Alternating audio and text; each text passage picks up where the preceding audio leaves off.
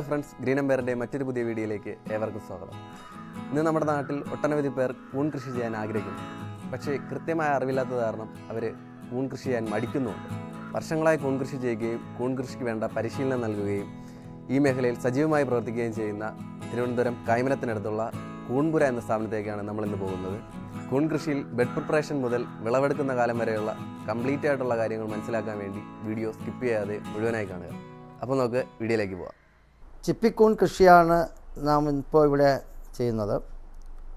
Pleurotus എന്ന botanical നെയിമിൽ അറിയപ്പെടുന്ന oyster mushroom നിലവിൽ കേരളത്തിൽ 40ഓളം ഉപവർഗ്ഗങ്ങളുണ്ട് എന്നാണ് കണക്കാക്കപ്പെട്ടിരിക്കുന്നത്.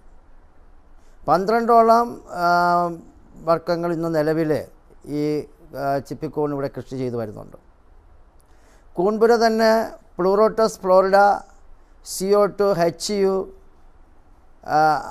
അത്തരത്തിലുള്ള അനവധി കൂണുകൾ ചിപ്പിക്കൂണിനത്തിൽ തന്നെ ഇവിടെ കൂൺപുരയുടെ ലാബിൽ തയ്യാറാക്കി വിത്ത് വിപണനം നടത്തുകയും കൂൺപുര തന്നെ സ്വന്തം കൃഷി ഫാമിൽ കൃഷി ചെയ്തും വിപണനം നടത്തി വരുന്നു. കേരളത്തിലെ കാലാവസ്ഥയിൽ എക്കാലത്തും കൃഷി ചെയ്യാൻ പറ്റുന്ന ഒരു ഇനമാണ് ചിപ്പിക്കൂൺ. 26 ഡിഗ്രിക്ക് മേൽ 28-30 ഡിഗ്രി വരെ ചൂടുള്ള ഏത് സമയത്തും ചിപ്പിക്കൂൺ കൃഷി ചെയ്യാമെന്നുള്ളതാണ്. 30-ന് മേളിൽ ചൂട് വരികയാണെങ്കിൽ 1-2 നന കൊടുത്ത് നമുക്ക് ഈ ചിപ്പിക്കൂണിൻ്റെ ടെമ്പറേച്ചർ കറക്റ്റ് ചെയ്യാമെന്നുള്ളതാണ്. ചിപ്പിക്കൂണിൻ്റെ ഒരു പ്രത്യേകത കുറഞ്ഞ ദിവസം കൊണ്ട് അത് വിളവ് തരും എന്നുള്ളതാണ്. ഏറിയാൽ 20 ദിവസം കൊണ്ട് അതിൻ്റെ വിളവ് കിട്ടും എന്നുള്ളതാണ് ചിപ്പിക്കൂണിൻ്റെ ഒരു പ്രത്യേകത. കൃഷിച്ചെലവ് താരതമ്യേന കുറവുള്ള ഒരു കൃഷിയാണ് ചിപ്പിക്കൂൺ. കേരളത്തിൽ പരക്കെ എല്ലായിടത്തും കൃഷി ചെയ്യാൻ പറ്റുന്ന ഒരിനം കൂണാണ് ചിപ്പിക്കൂൺ. നാം ചിപ്പിക്കൂൺ കൃഷി ചെയ്യുമ്പോൾ അതിനുവേണ്ടി തയ്യാറാക്കുന്ന മാധ്യമം വൈക്കോലോ മരപ്പൊടിയോ ആയിരിക്കും. 1 കിലോ മാധ്യമത്തിന് 100 ഗ്രാം വിത്ത് എന്ന അനുപാതത്തിലാണ് നാം കൂൺ കൃഷി ചെയ്യുന്നത്. ഇത്തരത്തിലുള്ള ഒരു കവർ വിത്ത് നമ്മൾ കൃഷി ചെയ്യാൻ വേണ്ടി എടുക്കുമ്പോൾ 2 ബെഡ് കൂൺ കൃഷി ചെയ്യാൻ അത് കഴിയും.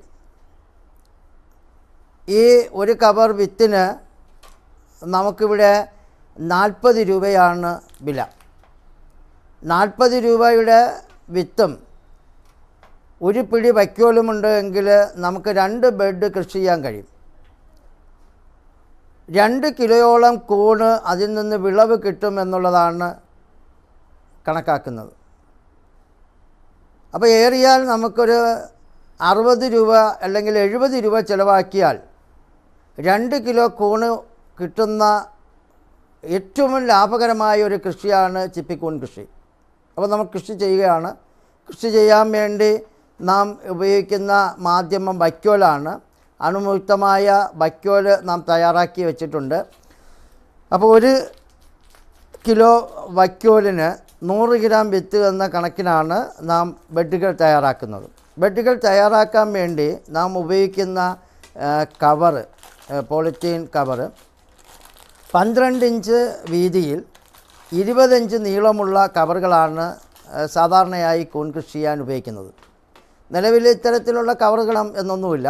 നമുക്ക് വലിപ്പം കൂടിയതും കുറഞ്ഞതുമായ കവറുകളിൽ കൂൺ കൃഷി ചെയ്ത് ആനുപാതിക അളവിൽ വിത്തും വൈക്കോലും നമ്മൾ മാറ്റണമെന്നേ ഉള്ളൂ. അപ്പോൾ ഇതിൽ മാധ്യമം തയ്യാറാക്കാൻ വേണ്ടിയിട്ട് നാം ഒരു 2 മണിക്കൂർ നേരം വൈക്കോൽ വെള്ളത്തിൽ, ശുദ്ധമായ പച്ചവെള്ളത്തിൽ താഴ്ത്തി വയ്ക്കും.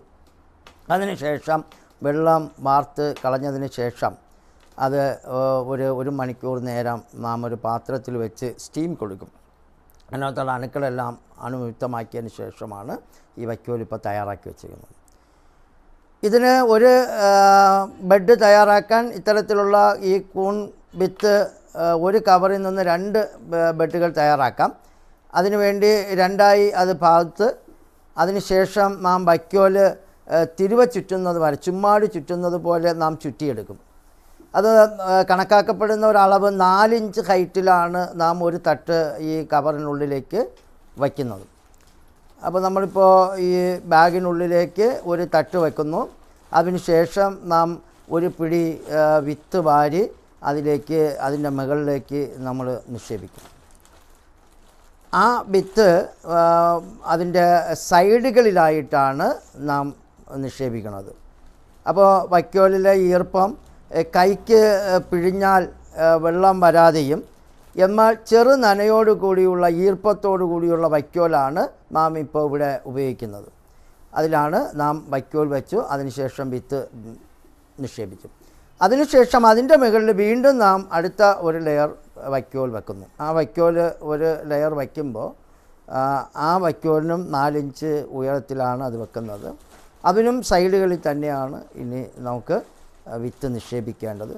എന്നിട്ട് കൈകൊണ്ട് നന്നായിട്ട് അത് അമർത്തി വളരെ ഷേപ്പോടുകൂടി ഒരു റൗണ്ട് ആ കവറിന് ആനുപാതികമായി അതിനെ അമർത്തി ശരിയാക്കി വെക്കും. അങ്ങനെയാണ്. അപ്പോൾ 2 തട്ട് നമ്മൾ വിത്തും വൈക്കോലിന് മേളിലേക്ക് വിത്ത് നമ്മൾ നിക്ഷേപിക്കുകയാണ്. ഈ വൈക്കോല് നമുക്ക് വേണമെങ്കിൽ കെമിക്കൽ ലായനിയിൽ ട്രീറ്റ് ചെയ്യാം. അത്യാവശ്യം വീട്ടിലൊക്കെ ചെയ്യുന്ന ആളുകൾ സാധാരണയായി സ്റ്റീം ചെയ്താണ് എടുക്കാറുള്ളത്.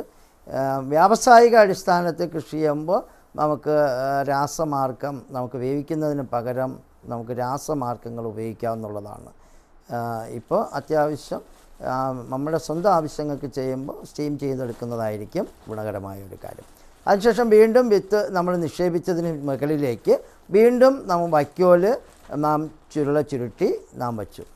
ഈ വൈക്കോല് ഇപ്പം വൈക്കോലുകളായിട്ടാണ് നാം ട്രീറ്റ് ചെയ്തെടുത്തിരിക്കുന്നത്. നമുക്ക് വേണമെങ്കിൽ അത് ഒരു 2 ഇഞ്ച് കനത്തിൽ നീളത്തിൽ അതിനെ സ്ലൈസ് ചെയ്യാം. അത് കട്ട് ചെയ്ത് വാരി നിറച്ചും നമുക്ക് ചെയ്യാം. കുറച്ചുകൂടി സൗകര്യപ്രദമായിട്ട് നമുക്ക്. പക്ഷെ അത് വ്യാവസായികമായി ചെയ്യുന്ന സമയത്ത് ഈ സ്ലൈസ് ചെയ്ത എന്നൊക്കെ പറയുന്നത് കുറച്ച് ഭാരമേറിയ കാര്യമാണ്. അതൊരു കുറച്ചുകൂടി നമുക്ക് തൊഴിലുള്ള അല്ലെങ്കിൽ എക്സസൈസ് ചെയ്യേണ്ട ഒരു കാര്യമായതുകൊണ്ട് പരമാവധി അതിപ്പോൾ ഒരിടത്തും അങ്ങനെ ചെയ്ത് കാണുന്നില്ല. അത്തരത്തിലുള്ള കട്ടിങ്ങൊക്കെ ഒഴിവാക്കിയാണ് ചെയ്യുന്നത്.